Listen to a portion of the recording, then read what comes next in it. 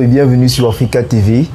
À l'occasion de cet entretien, aujourd'hui, nous recevons le professeur Chanda Tomé, qu'on ne présente plus, avec qui nous apprécierons convenablement et avec toute la rigueur scientifique qui est sienne, la réalité de la force ou alors de la puissance hégémonique de l'Occident aujourd'hui.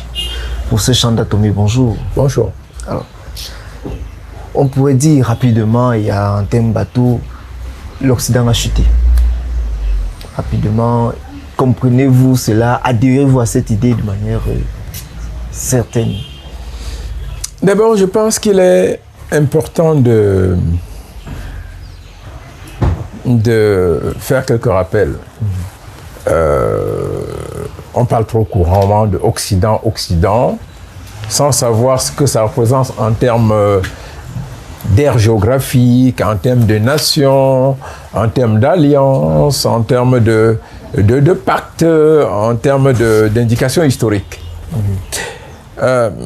Il faut déjà que l'on comprenne que sous l'appellation Occident, en réalité, on désigne tous les pays agglomérés. Alors, je veux dire, c'est important pour ceux qui veulent avoir une idée de la géopolitique, de la géostratégie, et puis au-delà de ces grandes notions et tout simplement, ceux qui veulent avoir une idée des relations internationales, des rapports de force entre les nations, de toutes sortes d'appellations que l'on retrouve régulièrement dans les journaux, qui sont d'ailleurs utilisés, mélangés à tort et à travers.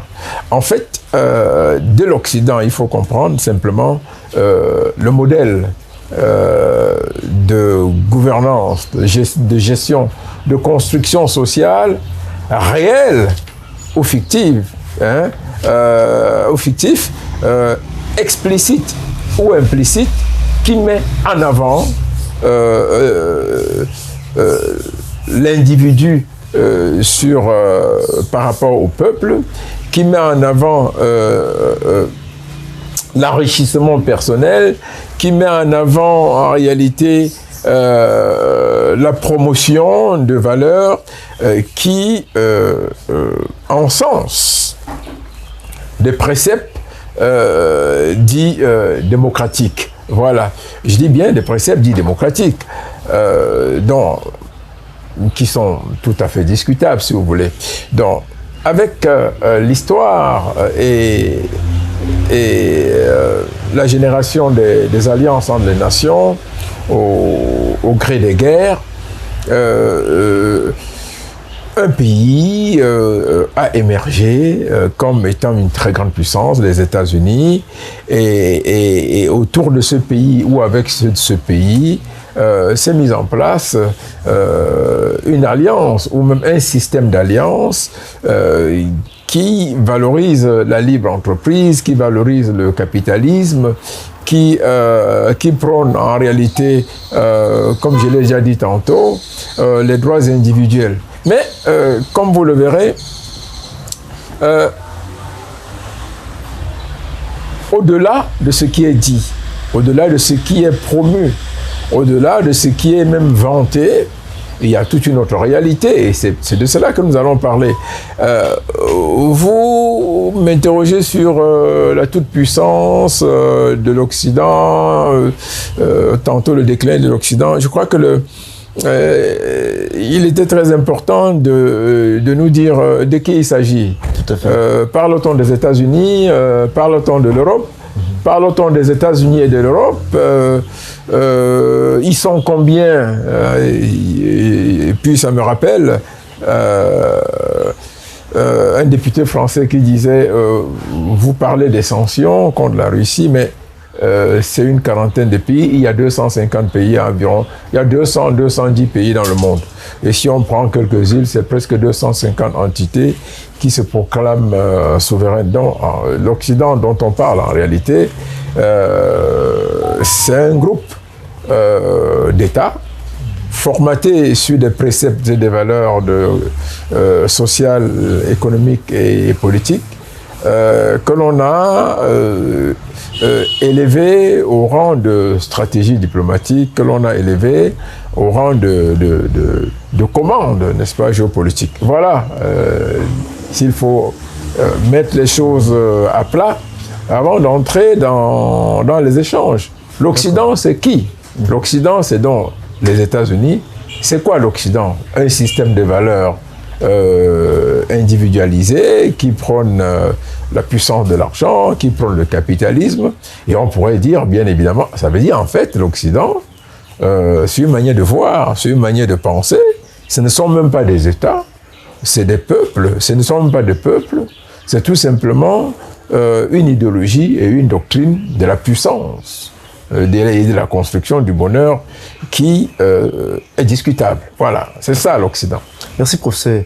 Justement, dans ce cadre définitionnel, on va s'arrêter là-dessus, l'idéologie ou alors la vision occidentale du mode de vie, des manières de vivre, rend compte de ce qu'il y a un besoin d'affirmation individuelle, d'affirmation des droits individuels. Est-ce que cela est l'apanage, au moins sur le plan spatial, sur le plan géographique des pays listés plus haut, États-Unis, les pays européens, certains pays? Parce qu'on regarde aussi l'évolution du monde et les nouvelles conflictualités, on sent quand même que même les pays africains, que l'on dit souvent solidaires, rentrent davantage les peuples. Parce qu'on rentre davantage dans une logique où on cherche d'abord le profit personnel, et puis c'est après qu'on se greffe à la communauté. Est-ce qu'il n'y a pas une sorte d'abord d'individuation avant la communauté? Non, je crois que si vous vous étendez trop dessus, vous allez vous perdre. Pour la simple raison que, mais il est maintenant démontré que il y a beaucoup plus de vanité dans ces déclarations que de réalité. Au moment où je vous parle, vous vivez bien ce qui se passe en France, la colère populaire, et du coup, des méthodes qui en réalité n'ont plus rien à voir avec la valorisation des droits individuels, et ainsi de suite. Donc, non, je suis d'accord avec vous. Il n'y a pas une appropriation. C'est impossible de dire certains peuples, certaines nations, certains États seraient beaucoup plus libres que d'autres, valoriseraient les droits individuels beaucoup plus que d'autres. En réalité, non. C'est historiquement les nations et non les États, parce que l'État, c'est simplement l'institution de gestion de la nation, il ne faut bien pas confondre, se sont trouvés dans des situations où elles ont accéléré leur développement en cultivant beaucoup d'ambitions personnelles ou, à contrario, en donnant une préférence à la construction des infrastructures collectives, des mécanismes de bonheur collectif. Quand, par exemple, Lénine proclame la nouvelle économie politique en Russie, ou que Staline dit ça y est, nous allons devenir une grande puissance, on met les ténors sur beaucoup de choses. On retrouve exactement, quand on parle du plan Marshall pour l'Europe, en réalité, c'est moins les individus que de grands ensembles, hein, ça il faut entendre. Il fallait faire renaître les Renault, les Peugeot, ainsi de suite. De même, le New Deal du président Roosevelt aux États-Unis, ça tourne exactement autour du même discours, autour des mêmes principes. Alors, justement, là, vous en arrivez effectivement à la contradiction que j'ai élevée tout à l'heure. C'est une tromperie, si vous voulez, parler d'un groupe d'États ou de pays, de nations, de peuples qui seraient plus libres que d'autres, qui seraient plus démocratiques, encore qu'en réalité, de la démocratie, on en sait beaucoup de choses, et on en sait à la fois très peu. Qu'est-ce qui, par exemple, fait la différence entre aujourd'hui le Sénégal et les États-Unis? En réalité, très peu. Historiquement, tous les pouvoirs ambitionnent à se pérenniser aux États-Unis. Je ne crois pas, je n'ai pas vu un État en Afrique où les gens, les partisans du candidat perdant avec l'assentiment de ce candidat, ont envahi le Parlement, brûlé, tiré des coups de feu. On a vu ça aux États-Unis avec Donald Trump. De même, on a vu au Sénégal que Abdou Diouf, aussi bien que Abdou Diouf, aussi bien qu'Abdoulaye Wade, ont dû être contraints d'abandonner le pouvoir. C'est exactement la même chose que l'on vit aujourd'hui. On ne peut pas célébrer Macky Sall pour dire « Ah, il a différent ». Non, jamais. Il avait besoin, il voulait. Mais simplement, la pression était trop forte. Hein, on a vu ça sous Wade, on a vu ça sous Abdou Diouf.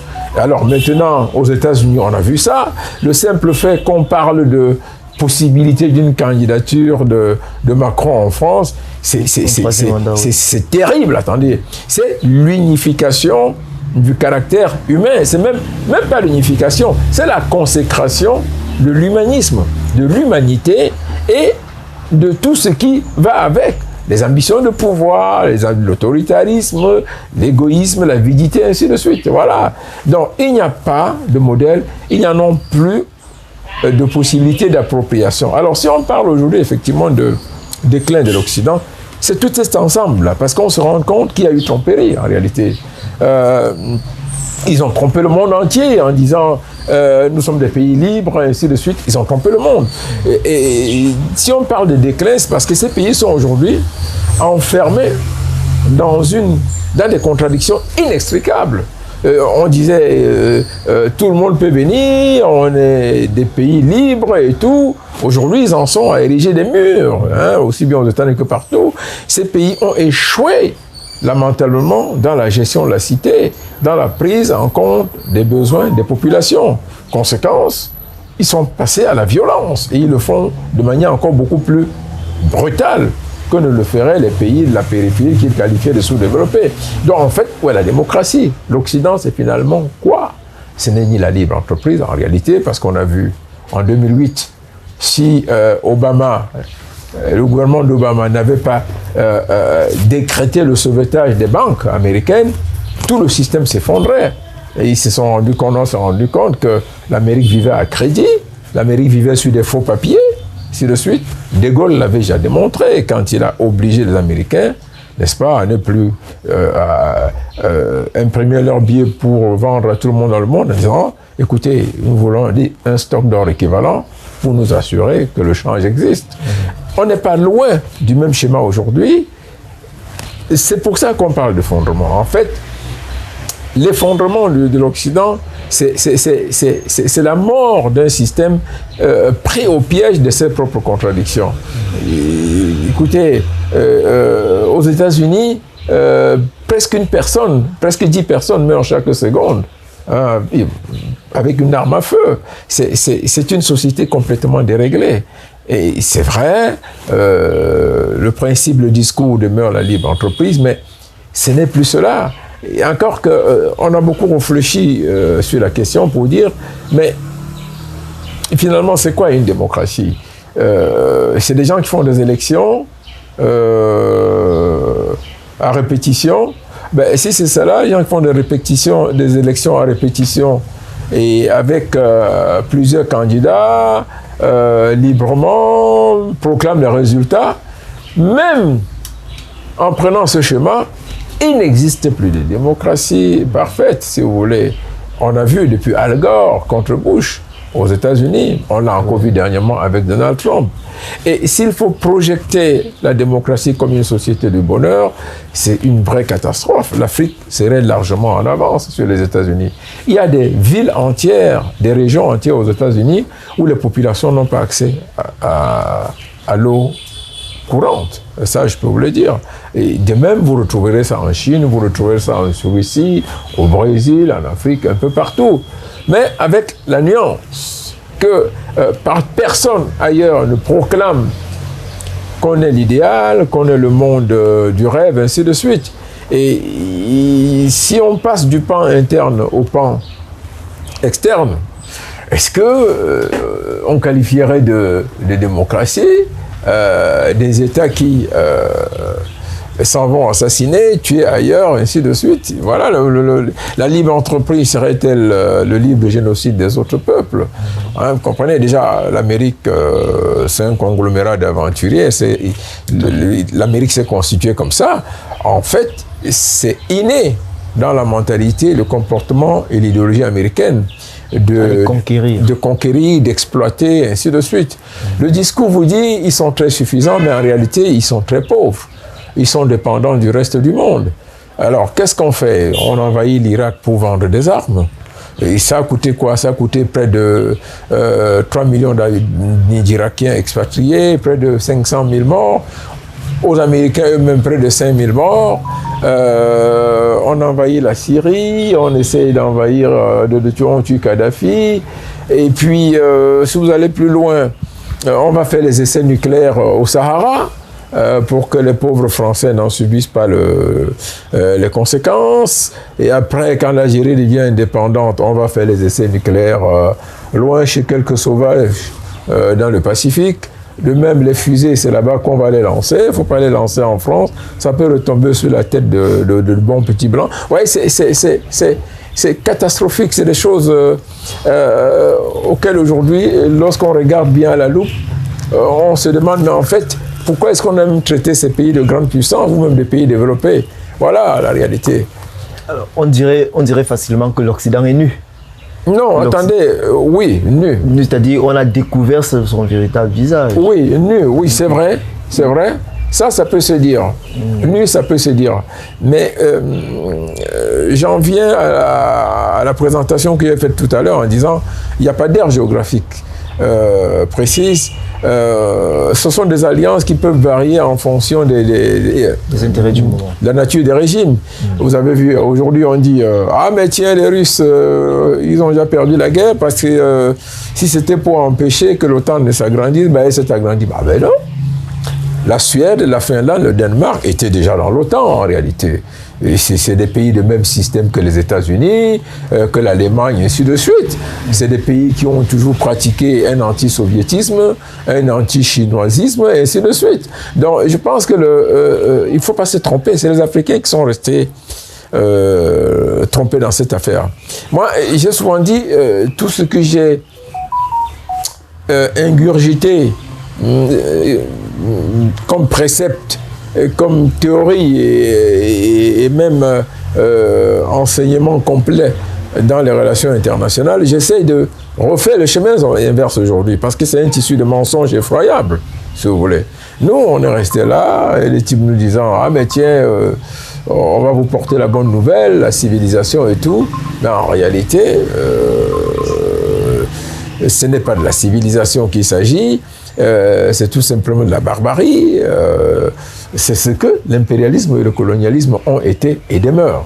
Alors, avant de revenir plus en détail sur les manifestations de ce déclin de l'hégémonie occidentale, je voudrais qu'on rappelle à l'attention de nos téléspectateurs comment s'est opérée cette construction de l'hégémonie occidentale.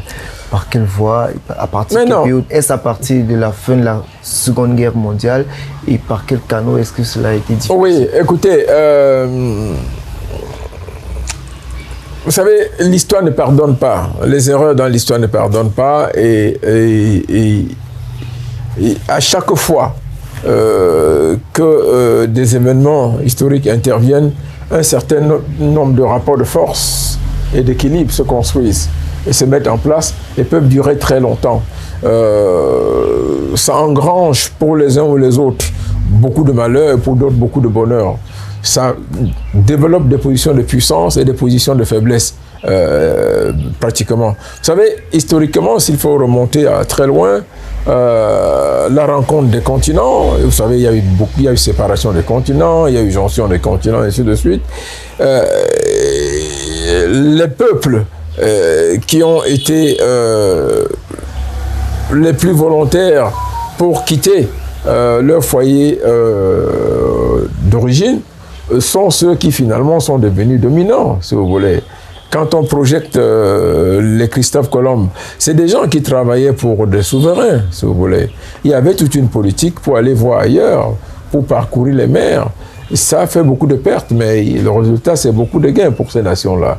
Ça a entraîné la traite, ça a entraîné l'esclavage et tout. Nous, on est restés figés. Des types sont venus nous rencontrer, nous ont amené toutes sortes de conneries. Et avec la ruse, finalement, ils se sont assis sur notre tête. C'est pas contre les sociétés mal organisées ou pas du tout organisées, mais par principe, quand une société, quand une famille ne peut pas se protéger, elle se fait dominer. C'est ce qui s'est passé historiquement. Et il faut dire que une fois qu'on vous domine, on éteint tout ce qui en vous est positif, ou on le vole, ou on le transforme à votre insu et contre vous, si vous voulez. C'est comme ça qu'on a pillé ce qu'on a appelé... La notion de peuple du centre et peuple de la périphérie vient de là. C'est une forme de racisme qui, en fait, définit des temps historiques importants. Un temps où, à un moment donné, des gens ont cru qu'il n'existait rien d'autre à travers le monde, qu'il n'y avait que eux. Un temps où il y a eu la rencontre, un autre temps où ils se sont fait berner, et puis un autre temps où ils ont été vraiment écrasés. Et on leur a imposé tout, si vous voulez. Alors, quand je vois tout ce qu'on fait aujourd'hui, aller au musée des arts premiers à Paris, voler les statuettes ou bien contester les statuettes, c'est une connerie, si vous voulez. On a dépassé l'étape des statuettes dans le monde. Et on veut nous montrer que nous sommes restés au stade des statuettes. Non, on a dépassé l'étape des statuettes. Alors, c'est un message fort à ceux qui ramènent le trésor de l'Afrique à quelques statuettes, à quelques bouts de bois, des masques, et ainsi de suite. Que non, ben laissez-leur ça. Attendez, pour un enfant, écoutez, qu'est-ce que ça apporte comme génie par rapport à un ordinateur aujourd'hui, par rapport à un logiciel? On dit il y a une statue qui représente les Baoulés au musée des arts premiers en France. Il y a le statut d'une reine du Bénin qu'on a rapatriée. Ça a amené quoi au Bénin, en réalité? Zéro! Ils ont dépassé ça. C'est des vestiges anciens.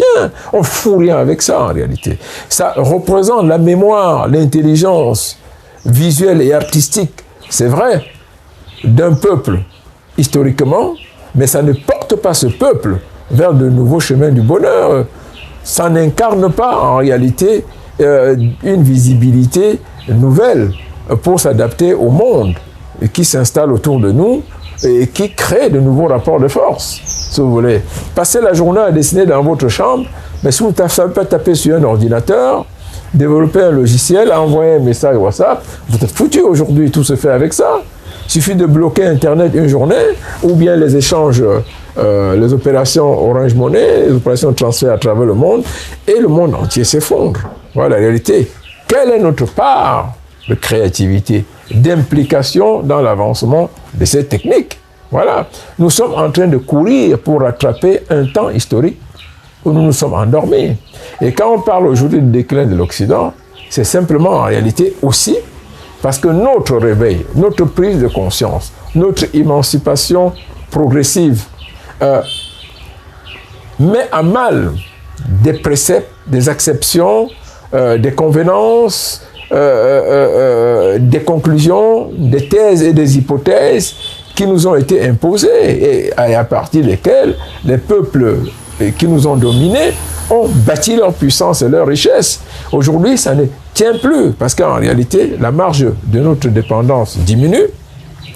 Et au fur et à mesure que la marge de notre dépendance diminue, la marge, l'étendue de leur puissance s'amenuise. Et avec cela, émergent de nouvelles puissances qui, en réalité, jouent sur les intelligences humaines, consacrant l'universalité de la pensée, l'universalité de la sagesse, l'universalité de la maîtrise de la technologie. Avance aujourd'hui. Il y a 20 ans, des gens, quand on voyait un truc très bien, il y a 50 ans en arrière, j'entends encore des gens le dire, ah mais vraiment les Blancs sont très forts. Mais non, les Blancs ne sont aucunement forts. L'humanité est très forte. L'humanité, c'est vous, c'est moi, c'est le Français, c'est l'Américain, c'est le Sénégalais, c'est le Chinois, c'est le Russe. Comprenez, c'est le Néo-Zélandais. C'est cela. Le sang qui coule dans toutes nos veines est rouge partout. Même si des déplacements climatiques nous ont donné des teintures, de pigmentation différentes. De même, la composition de notre cerveau n'a absolument pas de différence. Mais placé dans certains contextes de complexes permanents, lourds, nous avons assumé mentalement notre infériorité que nous sommes en train aujourd'hui d'essayer de combattre. Nous essayons encore de sortir de là. Vous savez, un prisonnier en moins dans les geôles, ça fait un geôlier en moins. Vous comprenez? C'est ça la réalité. Et il faut bien comprendre ça. Les nouvelles technologies aujourd'hui sont plus l'apanage des États-Unis. Et je me souviens d'Obama, quand il prête serment, il dit je travaillerai à maintenir notre nation comme la plus inventive, la plus créative, la plus puissante et la plus forte de la planète. Ce n'est plus vrai aujourd'hui, si vous voulez.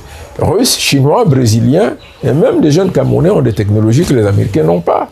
Ça, c'est très important. Donc, il y a une universelle. Nous comprenons simplement aujourd'hui l'universalisation de la construction de l'intelligence humaine, la banalisation, en réalité, des produits de l'intelligence humaine en disant ah, écoutez, cette caméra, ce n'est pas sorcier, il a suffi de réfléchir, de travailler sur un besoin qui s'exprimait, et puis on a construit ces éléments, et puis pour construire ces éléments, on a développé des calculs. Pour développer des calculs, on n'a plus le temps de réfléchir. Pour prendre le temps de réfléchir, on s'est donné les moyens logistiques, matériels, humains et tout. Voilà, aussi simple que cela. Ça ne va pas plus loin que ça. Si vous voulez, dans 20 ans, dans 30 ans, beaucoup d'Africains pourront ambitionner d'envoyer quelqu'un dans la Lune par leurs propres soins. Si on a des politiques et des gouvernances responsables, tout est question de cela en réalité. Ce n'est pas question de tel peuple de par tel autre ou est plus intelligent que tel autre. Voilà d'où vient la défaite de l'Occident. Et pour se rendre compte aujourd'hui que elle s'est bâtie, elle a profité d'une vanité, d'une tromperie. Vous connaissez les histoires de Huawei, où aux États-Unis, on lutte dans toute l'Europe. Et alors, ça me ramène à la réalité que je vous dis, si vous voulez.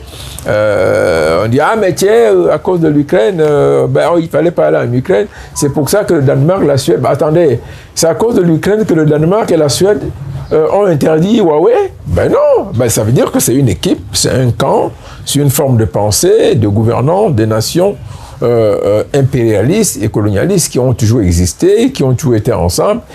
Et aujourd'hui, ils ne veulent pas, ils sont très à mal de constater que en Chine, on a développé des technologies dont ils ont besoin. Ils ne sont pas encore à ce niveau. C'est pour vous montrer l'obscurantisme de ce qu'on appelle l'Occident. Ils n'ont pas pu développer une technologie 5G équivalente ou beaucoup plus puissante que celle des Chinois. Mais ils font tout, ils disent on ne veut pas ça chez nous. Kapezaki est l'antivirus le plus efficace. Toute l'administration américaine utilisait ça. C'est le plus utilisé dans le monde.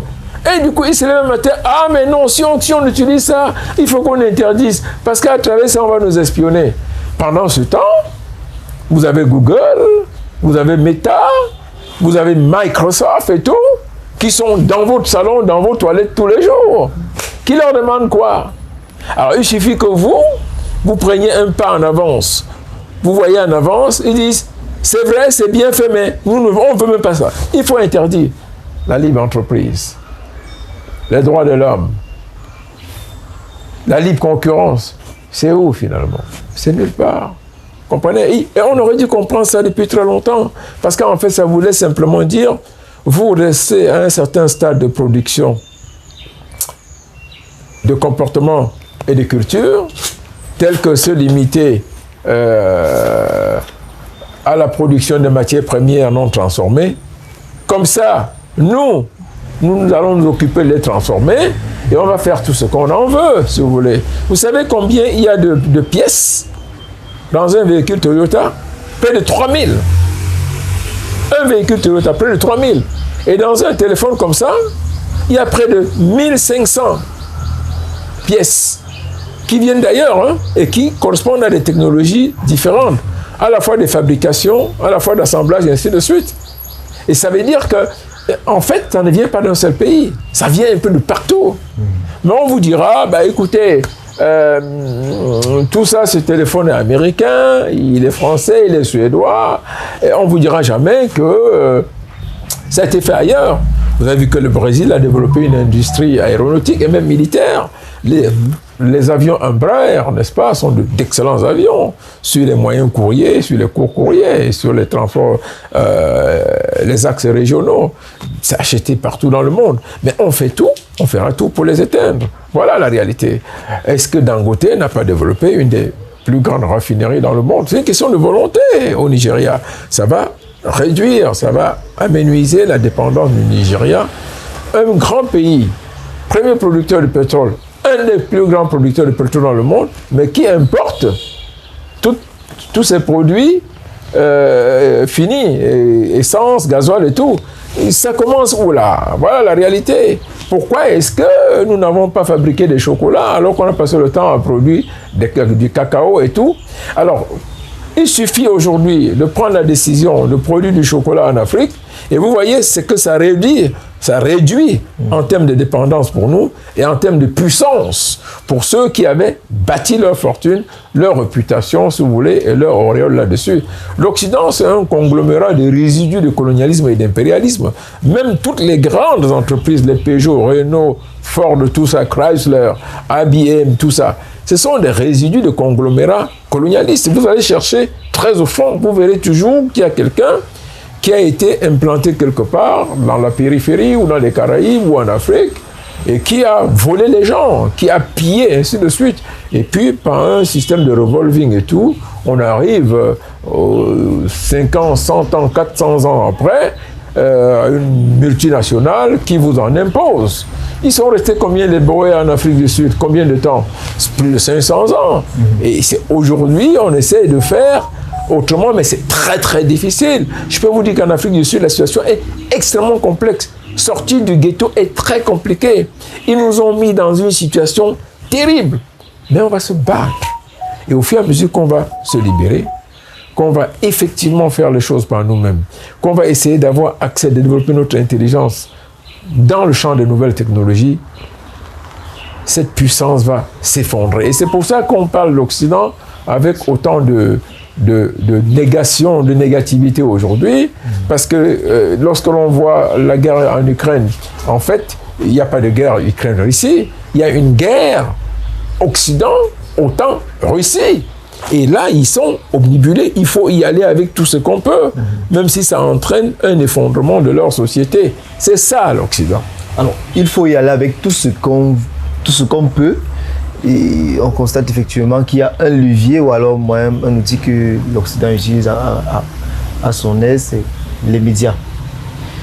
Dans ce jeu de médias, on constate qu'il y a une sorte de propagande pro-occidentale qui est toujours tournée à défendre ses intérêts davantage, donner des informations qui peuvent sembler erronées à un certain niveau à l'endroit du camp russe, notamment dans le cas de cette guerre en Ukraine.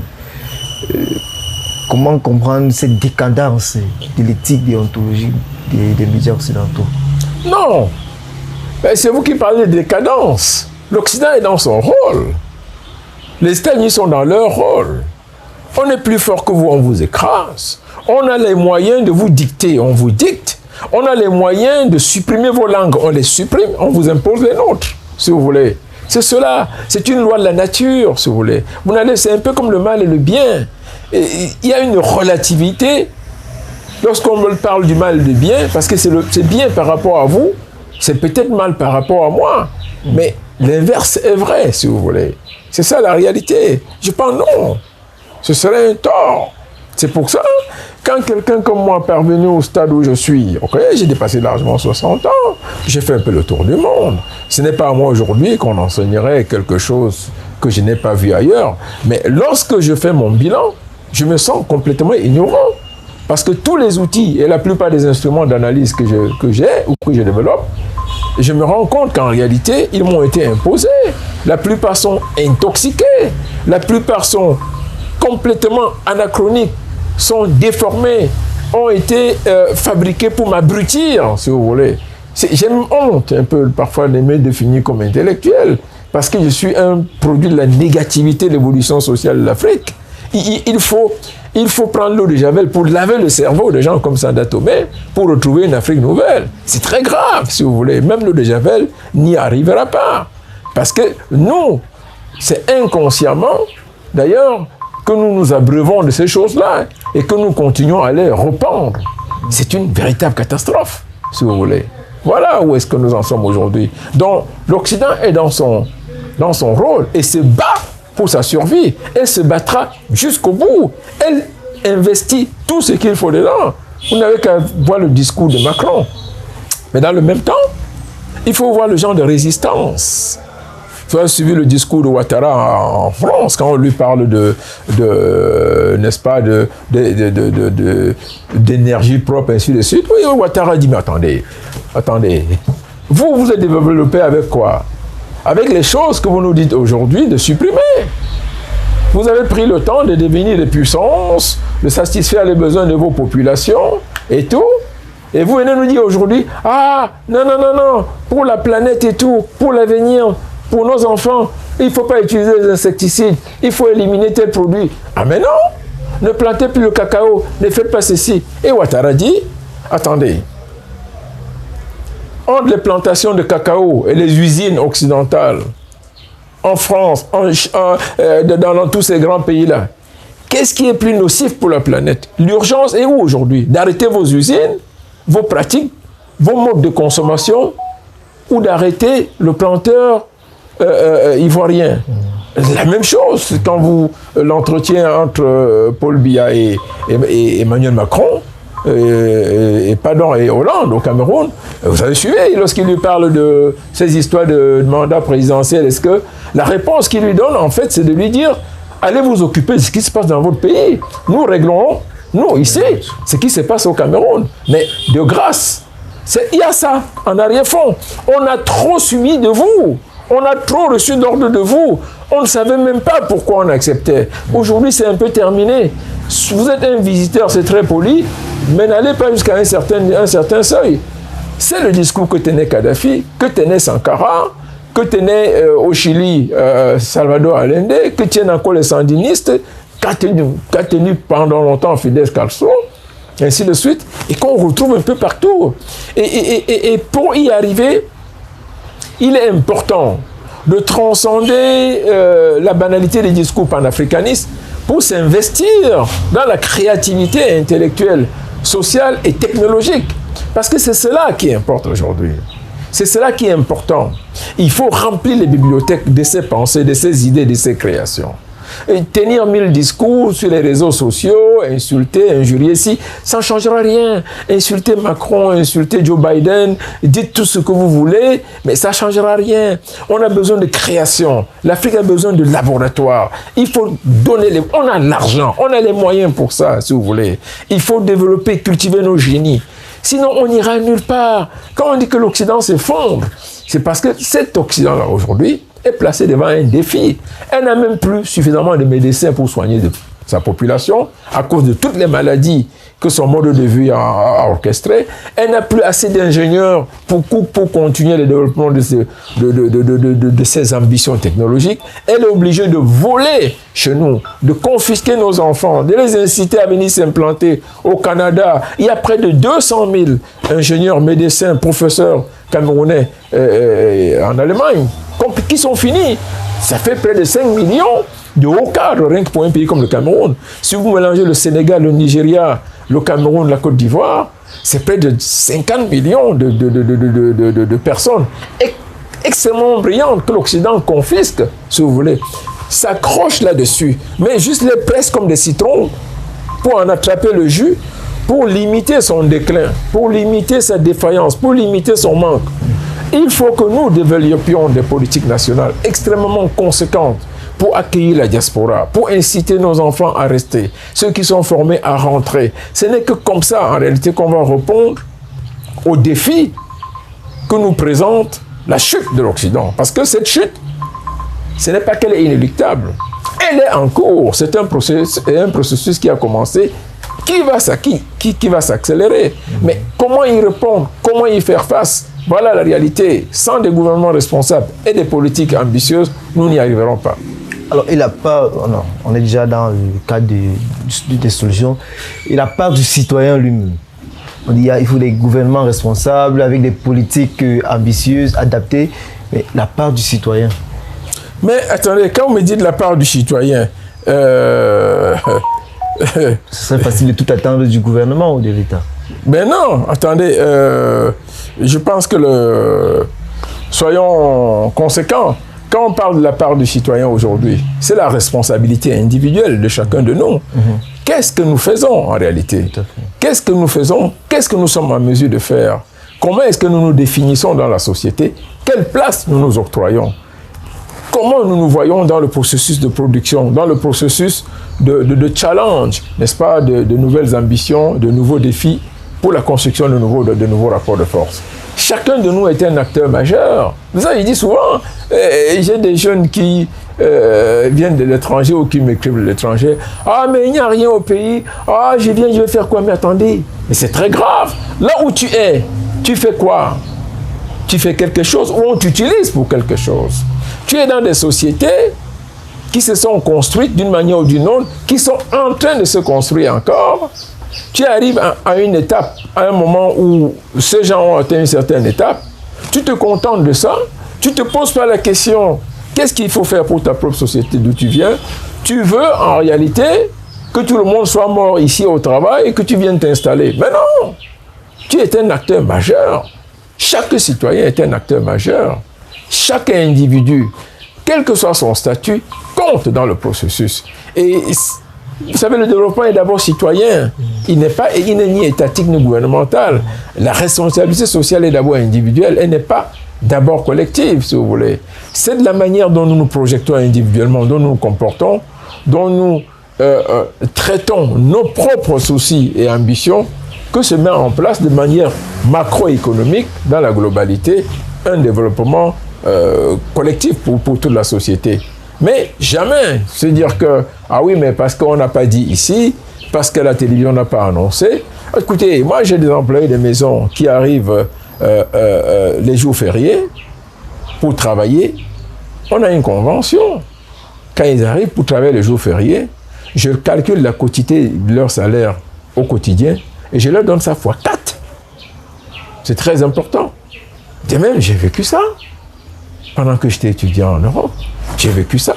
J'allais travailler quand c'était férié, même le dimanche, laver les toilettes, laver les chiottes, nettoyer les sociétés d'assurance, ainsi de suite, aller à la gare balayer, aller travailler dans les morgues. J'ai fait ça et c'était payé très cher. Des pays comme la Chine ont travaillé d'arrache-pied pendant 50 ans pour se hisser au stade de superpuissance aujourd'hui. Il n'y a pas plus de 30 ans que les congés sont autorisés au Japon de plus de 15 jours. C'est des pays qui ont bossé dur. Alors, non, pas du tout, il faut faire attention. Et le discours, malheureusement c'est là, parce que je me mets dedans. Nous avons formé beaucoup d'intellectuels, on a envoyé beaucoup de gens à l'école, mais nous avons fabriqué très peu d'agents de développement, où on a éduqué les gens pour être des gens qui portent des discours, qui critiquent, et qui se contentent des critiques, et qui en réalité ne s'interrogent pas sur leur rôle, leur place, leur statut dans un processus de développement. C'est très facile, je l'ai souvent dit, panafricanisme, oh la France, oh les États-Unis. Mais qui sommes-nous? Qu'est-ce que nous faisons en réalité pour relever le défi qui se présente à nous, les nouveaux rapports de force qui se construisent à travers le monde? Qu'est-ce que individuellement nous faisons? Ne parlons pas de pays et de nations. Qu'est-ce que nous faisons? Voilà la réalité. Et au niveau africain ou panafricain, je ne sais pas comment on considérerait cela, comment est-ce qu'on peut faire pour capitaliser sur cette chute de l'hégémonie occidentale? Étant donné qu'il y a on va remarquer qu'il y a une initiative qui peut être appréciée positivement ou négativement, qui a été prise par un certain nombre de chefs d'État récemment, d'aller à la rencontre des belligérants de la crise russo-ukrainienne, qui a eu le succès que l'on connaît aujourd'hui, mais qui au fond n'a pas été soutenu par l'Union africaine et l'ensemble, ou bien la majorité des pays africains. Est-ce qu'on peut donc évoluer comme cela, chacun qui va dans son sens, sans une dynamique commune au niveau africain très forte qui permet de se positionner sur les problèmes internationaux? Écoutez, monsieur, moi je suis médiateur universel. Médiateur déjà, C'est-à-dire qu'en réalité, je me suis institué comme quelqu'un qui fait tout pour amener la paix, pour amener le calme, pour arranger les gens qui ne s'entendent pas, pour trouver des solutions. Et quand j'ajoute universel, ça veut dire que je peux tout embrasser. Je ne laisse aucun problème de côté. J'essaye d'arranger tout avant que ça me dépasse. Mais rassurez-vous, à 80% des cas, j'ai réussi.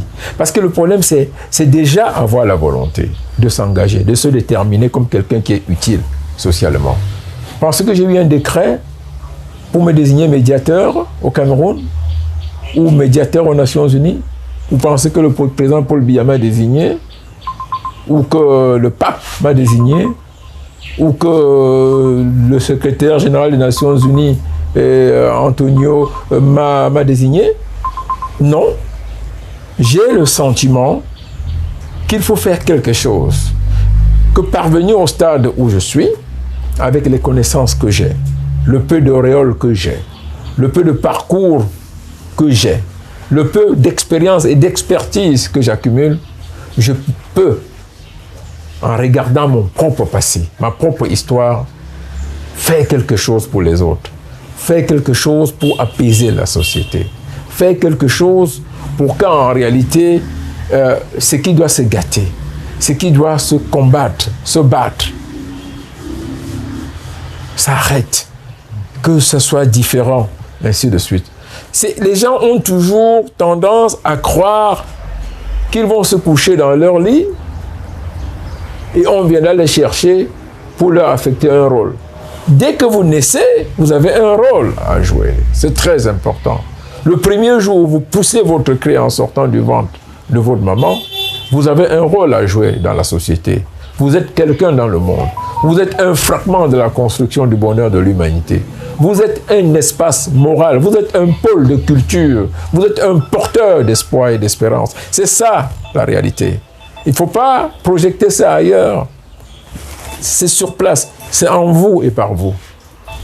Alors, comment est-ce que l'Afrique peut concrètement capitaliser cette chute? Non, pas capitaliser sur la chute, mais davantage se positionner comme un leader unique au niveau mondial. Est-ce par la signature des nouvelles alliances? Est-ce par un travail collectif? Est-ce par une projection au niveau des chefs d'État? Concrètement. Écoutez,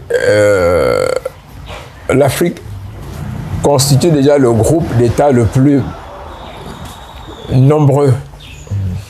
On ne dit pas qu'un groupe est nombreux, on dit le plus important, le plus consistant au sein de toutes les instances internationales.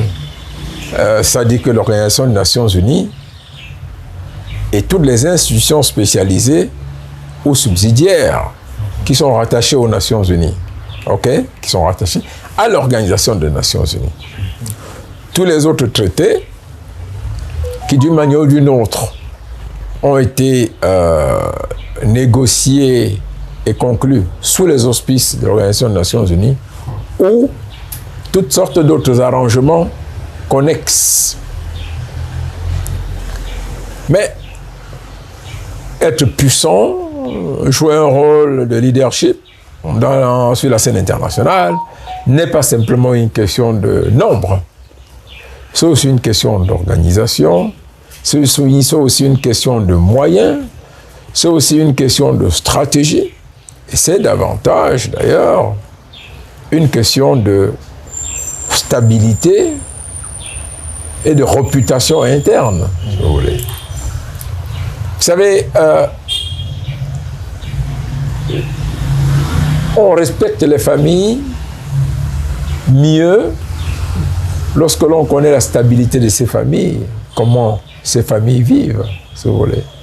Un couple qui bagarre tous les jours, bien évidemment, ou qui est mal organisé, on voit les enfants se promener partout, renvoyer de l'école pour les problèmes de pension, rester dehors jusqu'à 3 heures le matin, on ne peut pas respecter cette famille, si vous voulez. Manquer de quoi manger alors que tout est à côté, il y a des champs, on ne peut pas vous respecter. Manquer de l'eau et de l'électricité alors que vous êtes couvert de possibilités de construire des barrages, on ne peut pas vous respecter, si vous voulez. Vous devenez faible, vous devenez quelque chose de pas suffisamment crédible pour vous présenter à la face du monde, en concurrence à d'autres nations, à d'autres entités, à d'autres alliances. Donc, la première chose que nous devons faire, c'est déjà bien nous organiser sur le plan interne, que les États qui composent l'Union africaine commencent par être plus responsables, bien gouvernés et mieux structurés. Que l'on n'entende pas les bruits du genre en cours au Sénégal. Il faut faire plein de tapages pour arriver à la fin à un discours qui dit « Ah, mais je ne me présente pas. » Mais attendez, pourquoi elle n'a pas dit avant? Et combien de personnes sont mortes avant ça? Vous voyez, on l'avait vu sous Diouf, on l'avait vu sous Abdoulaye Wade. C'est un processus qui n'est pas bien. Même au Ghana, on a vu l'élection présidentielle tourner au vinaigre, bien qu'on dise c'est des exemples de démocratie. Ce n'est pas très bien, ça ne nous honore pas, si vous voulez. On a besoin d'être structuré et structurant pour nous présenter comme un groupe solide sur la scène internationale. Comme sera mieux respecté. Vous n'allez pas quand même vous faire respecter pendant qu'on affiche qu'un membre du gouvernement a 10 milliards de dollars dans des banques suisses, qu'un jeune homme qui sort de l'école hier va avoir des compagnies pétrolières et tout, qu'un individu qui n'a pas d'industrie, qui n'a pas de champ de manioc, qui sort de nulle part, on vous dit qu'il a 50 milliards, on vous dit qu'il brasse 100 milliards, on vous dit qu'il a créé des choses, qu'il a des avions. On ne peut pas vous respecter, si vous voulez. Ça, c'est très important. Et que pendant ce temps, des gens meurent tous les jours sur vos routes parce qu'il n'y a pas de route, on ne les a pas construites. Qu'il y a des écoles où les enfants s'assoient par terre parce qu'on a détourné l'argent pour construire les écoles. Ouais, ça, c'est la maladie de l'Afrique, si vous voulez. Et que pour un rien du tout, vous célébrer parce qu'on vous a donné un prêt de 10 millions de francs CFA. Alors qu'un seul individu, chez vous, dépense 100 millions de francs CFA en une journée. Où est la cohérence? Alors ça, c'est très important. Dans ce que nous devons faire, il y a beaucoup d'humilité, beaucoup d'autocritique et de critique, beaucoup de retenue et de recul, si vous voulez, en réalité. C'est vrai, c'est bien de spéculer sur l'Occident qui s'effondre, sur l'Europe, la vieille Europe, qui ne sait plus où aller, qui est devenue vassale des États-Unis, sur les États-Unis qui n'arrivent pas à régler les problèmes des armes à feu, les problèmes de multiracialité et tout. C'est très bien. Mais néanmoins, c'est de vieux pays qui ont conçu des mécanismes sociaux importants de prise en charge de la population, quand même déjà, qui ont bâti des infrastructures, qui ont fait le minimum. Et c'est ce minimum-là que nous n'avons pas pu faire. Et c'est l'absence de ce minimum qui nous disqualifie aujourd'hui pour, en réalité, nous placer dans une situation de force. Et à l'observation, si tout ça n'est pas en place, qu'on en est encore à la Commission nationale électorale, contrôle de ceci, c'est à peine si on peut identifier les citoyens. Alors, vous voyez, le chemin est très, très, très long. Il y a le débat général que l'on peut faire sur l'évolution du monde et la place des grandes alliances, mais il y a le débat intime que nous devons faire sur le plan interne, en termes d'autocritique, en termes de conditionnalité, pour être en mesure d'exprimer et de valoriser nos identités sur la scène internationale. Sans ce débat-là, courageux et inéluctable, en réalité, nous continuerons à rester des spectateurs. On va être comme des personnes affamées, devant qui quelqu'un de très riche a jeté un sac rempli de pain, mais qui ne sait pas prendre le pain parce qu'il ne s'est pas préparé pour être en mesure de prendre ce pain-là ou pour en profiter. Voilà la réalité. Donc, il faut savoir beaucoup raison garder. Et en se disant, c'est vrai, l'Ukraine a bouleversé le monde, la guerre en Ukraine a bouleversé le monde. On assiste encore à une terrible tromperie d'un groupe de pays complètement malhonnêtes, malveillants et qui prétendent défendre la liberté, défendre la souveraineté de l'Ukraine. Mais dans le même temps, on a une Afrique contemplatrice qui manque des moyens de s'exprimer, qui manque même de qualité et de crédibilité pour s'exprimer sur ces questions-là. Voilà où nous en sommes. Okay. Merci, professeur Chanda Tomé. Merci à vous, cher public. Un mot pour la fin.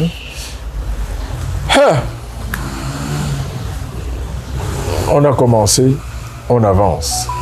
Mais si on peut dire, comme on le dit souvent, que le malheur des uns fait le bonheur des autres, ce n'est pas encore le cas. Les malheurs de l'Occident ne font pas le bonheur de l'Afrique, pour l'instant du moins. Merci, à très bientôt sur Africa TV.